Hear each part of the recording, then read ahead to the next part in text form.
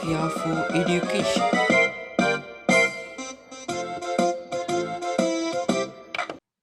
அனைவருக்கும் வணக்கம். தரம் 8 வகுப்புண்ட மீட்டல் பயிற்சிகள் நாங்கள் பார்த்து கொண்டிருக்கிறோம். போன வகுப்புல நாங்கள் தர 6வது யூனிட் மட்டும் நினைக்கிறேன். அதாவது கிட்டத்தட்ட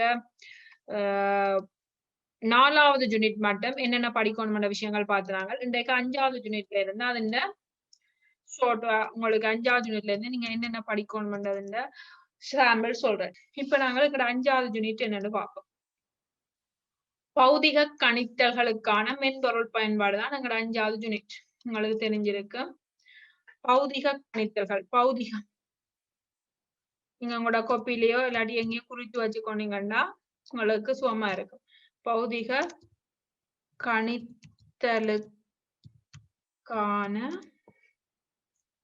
பௌதிகம் என்றா எங்களோட தொட்டுணரக்கூடிய பிசிக்கலா இருக்கிறப்பதான் பௌதிக கணியங்கள். அந்த கணித்தல்களுக்கு நாங்கள் எப்படி மென்பொருள் எங்களோட கணனியில இருக்கிற சாஃப்ட்வேர் மென்பொருள் எப்படி பயன்படுது, மென்பொருள் பயன்பாடு, இதுதான் அந்த பாடம். ஓகே, இந்த பாடத்துல நீங்கள் என்னத்தை பார்க்கணும்னு சொன்னா அந்த பாடத்தை பொறுத்தவரைக்கும் முதலாவது அடிப்படை தர்க்கப்படலைகள் ஞாபகப்படுத்தி பாருங்க. அடிப்படை தர்க்கப்படலைகள்,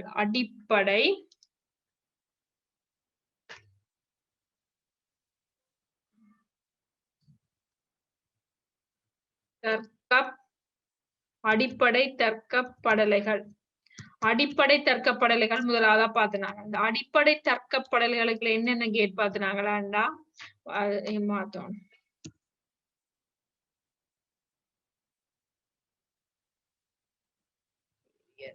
okay, AND gate, capital AND gate, OR gate, not gate. இந்த 3 கேட்டும் பார்த்தவங்களோட ஞாபகத்துக்கு வரும்.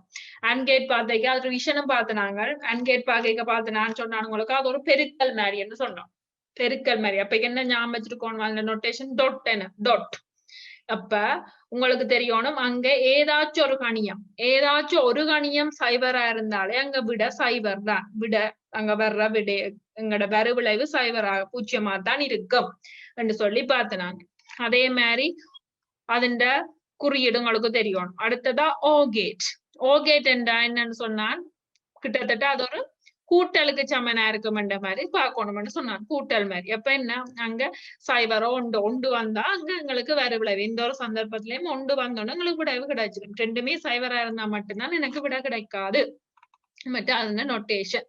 மற்றது நோட் கேட் என்றா சைபர் 0 ஆகும், 0 சைபர் ஆகும். அவ்வளவுதான். இது ஏற்கனவே நாங்கள் திரும்பி ஒரு பிராக்டிகலும் பார்த்துனாங்க.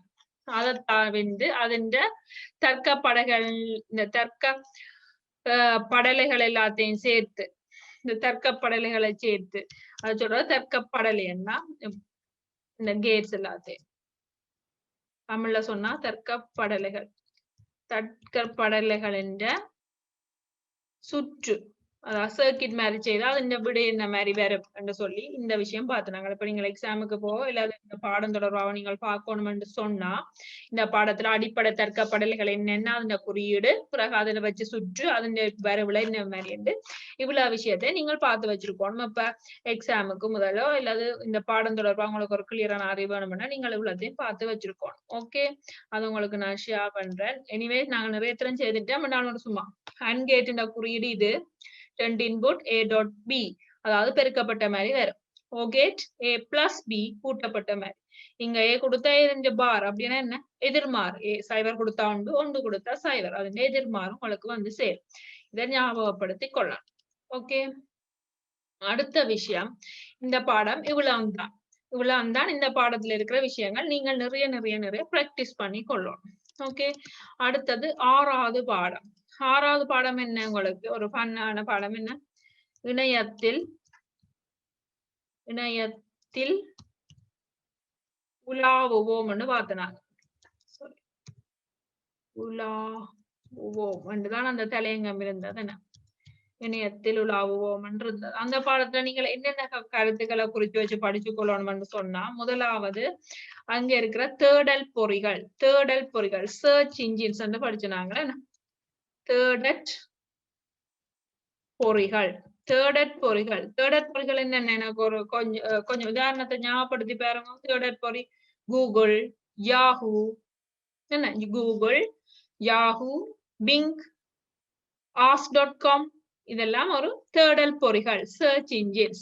சர்ச் இன்ஜின்ஸ் என்னத்துக்கு எங்களுக்கு பயன்படும் இணைய பக்கம் ஒன்றை நாங்கள் அடைகிறதுக்கு அந்த URL எங்களுக்கு தெரிஞ்சிருந்தா அந்த URL கொண்டு நாங்கள் டைப் பண்ணி எங்களுக்கு தேவையானதை பெற்றுக்கொள்றதுக்கு நாங்கள் பயன்படுத்துறது தான் இந்த இணையத்துல நாங்கள் தேவையானதை எடுத்துக்கொள்றதுக்கு எங்களுக்கு பயன்படுறான் இந்த தேடல் பொறிகள், சர்ச் இன்ஜின்ஸ்.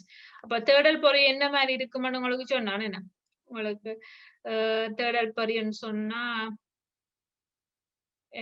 என்னல MSDN இருக்கு. ஓகே, நான் உங்களுக்கு காட்டுறேன். ஓகே, இப்ப நான் உங்களுக்கு இத காட்டலாம். Okay, wait.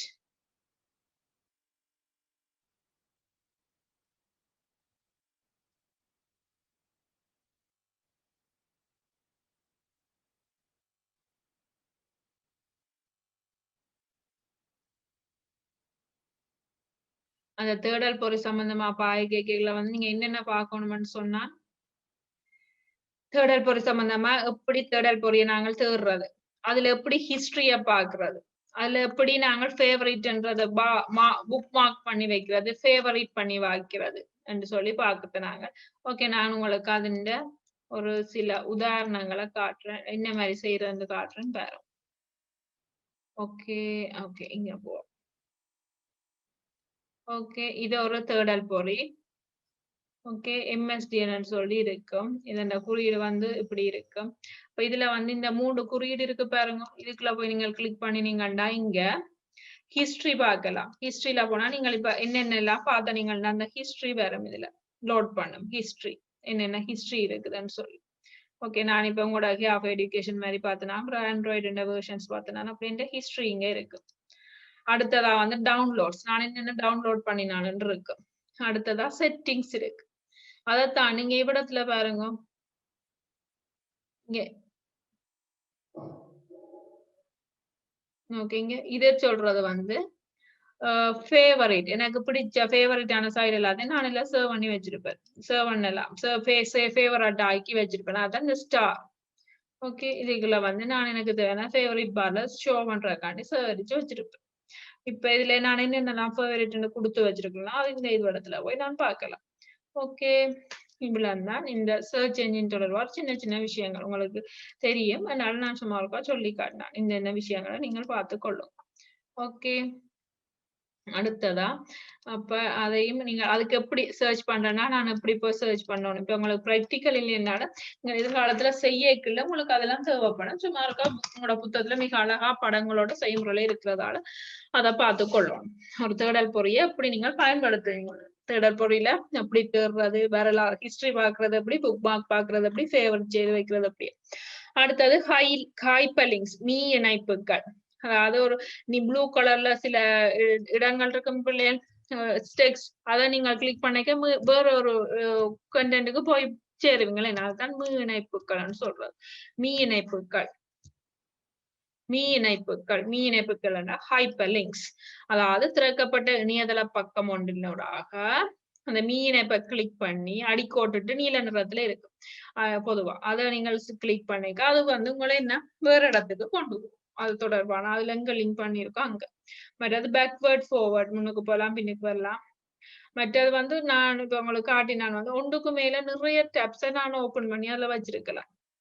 ஒன்றுக்கு மேற்பட்ட நிறைய டேப்ஸ நான் சர்வ் பண்ணி வச்சிருக்கேன். எனக்கு தேவையான இடத்துல இப்ப நான் உங்களுக்கு காட்டினேன். அதுல வந்து இது என்ன சர்ச் என்ஜின், நான் இந்த பிளஸ் கிளிக் பண்ணி நிறைய டேப் அப்படி எனக்கு எத்தனை தேவையோ அப்படியே கிளிக் பண்ணி எடுத்துக்கொண்டு போகலாம். தேவையில்லாட்டி க்ளோஸ் பண்ணி விடலாம். சரியா? அதே மாதிரி இன்னொரு விஷயம் என்ன, இப்ப நான் இதுல கூகுள்ல எனக்கு வேணும்னு சொன்னா கூகுள் குரோம் டைப் பண்ணி அதுக்குள்ள போறேன், கூகுளுக்குள்ள போறேன். இப்ப இங்க இந்த கீயை பாருங்க, இது என்னதுக்கு உதவும், கோ பேக். நான் முன்னுக்கு போனோம்னா இதை கிளிக் பண்ணி கோ பேக் போகலாம். இங்க பாருங்க இந்த மற்ற கீ, இது என்னத்துக்கு பயன்படும், go forward. இப்ப கடைசி அந்த திருப்பி போக பயன்படும். இப்படி என்ன முன்னுக்கு பின்னுக்கு போறதுக்குரிய டேப்ஸ் இங்க இருக்கு. Okay okay. அடுத்ததா அந்த கீஸ் டேப்புகள் டேப்ஸ் சொல்றது தட்டல்கள் அந்த தமிழ்லையா ஒரே நேரத்துல நிறைய நானும் ஓபன் பண்ணி வச்சிருக்கலாம். அதுக்கு பிறகு பாத்துனாங்க இணைய பக்கம் ஒன்றை தயாரிக்கிறது எப்படி என்று பாத்துனாங்க. இணைய பக்கத்தை தயாரிக்கிறது எப்படின்னு பாத்துனாங்க. என்ன இணைய பக்கத்தை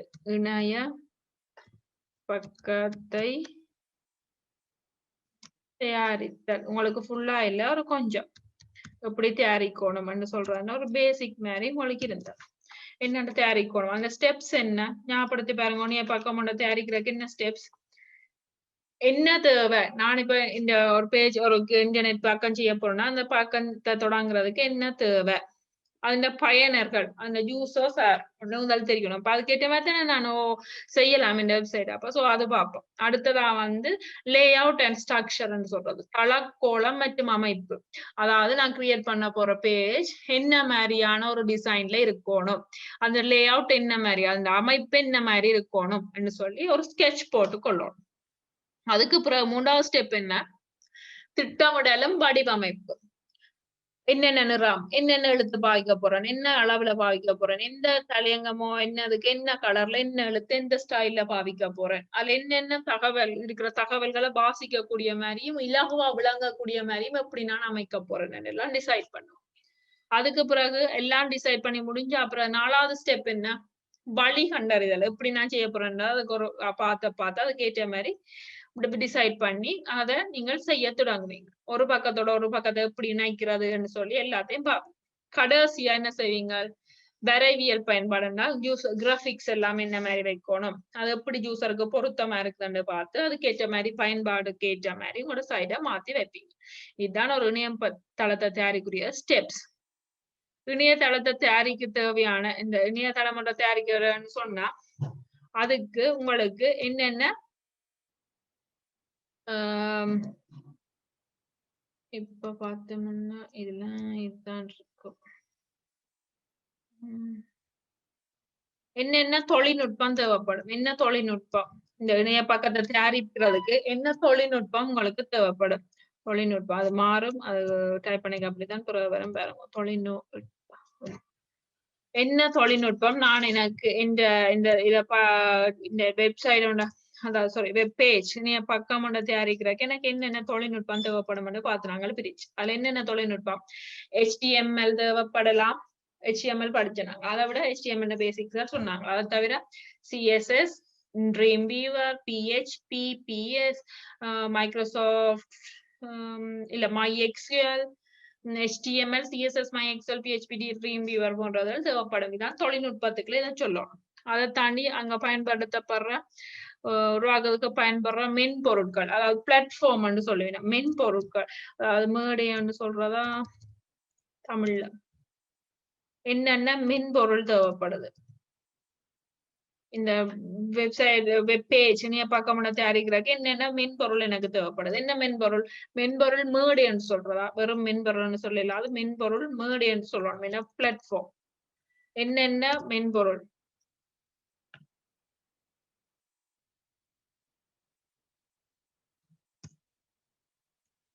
என்னென்ன மென்பொருள் எனக்கு தேவைப்படும்னு சொல்லணும். நீங்கள் என்னென்ன மென்பொருள் இந்த மேடை பிளாட்ஃபார்ம் எங்களுக்கு தேவைப்படும். நோட் பேட் எங்களுக்கு தெரிஞ்சது. அதை விட Visual Studio, WordPress, Bluefish, Eclipse, NetBeans. நீங்கள் இலகுவானதை ஞாபகம் வச்சிருக்கோம். இதுக்குள்ள என்னென்ன Notepad, Visual Studio, WordPress, NetBeans, Bluefish, ellipse.